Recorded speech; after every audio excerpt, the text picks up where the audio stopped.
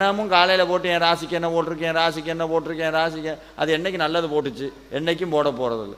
திருப்ப திருப்ப அதை பார்க்கக்கூடாது.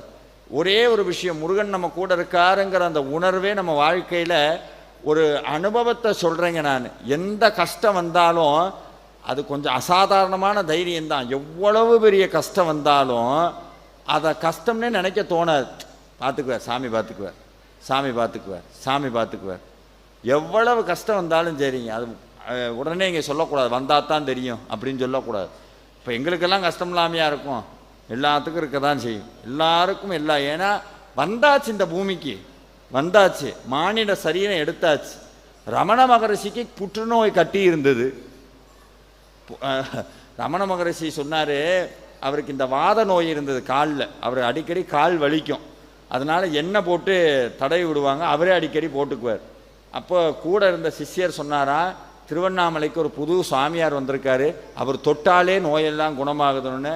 ரமண பகவான் சிரிச்சுக்கிட்டே சொன்னாரா, அதுவும் சரிதான், அவன் எண்ணெயை பார்க்க வரும்போது நான் காலில் எண்ணெயை போட்டுட்டு இந்த சாமிக்கே கால் வலி, இந்த சாமி எப்படி என் கால் வலியை போக்கணும், அவன் போகத்தான் செய்வான்.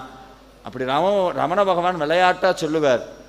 ரமணருக்கே இந்த புற்றுநோய் கட்டி வந்தப்போ அதை அறுக்கத்தான் விட்டார்.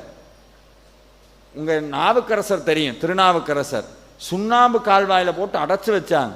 வரலாறு எடுத்து படிங்க, சுண்ணாம்பு கால்வாயில் அடைச்சி வச்சாங்க. அது அவருடைய விதி, அனுபவிக்கணுங்கிற விதி.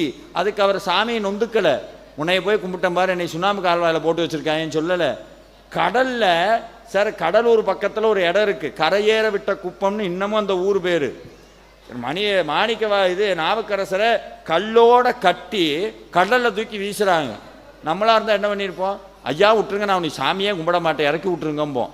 ஆனால் நாவுக்கரசர் என்ன சொன்னாங்களா, கடலில் தூக்கி வீசின ஒன்றையும் சொன்னார், கற்றுணை பூட்டியோர் கடனில் பாய்ச்சினும் நற்றுணையாவது நமச்சிவாயமேன்னு சொன்னாரோ இல்லையோ, கல் தெப்பம் மிதந்து வந்து கடையில் விட்டுருச்சு.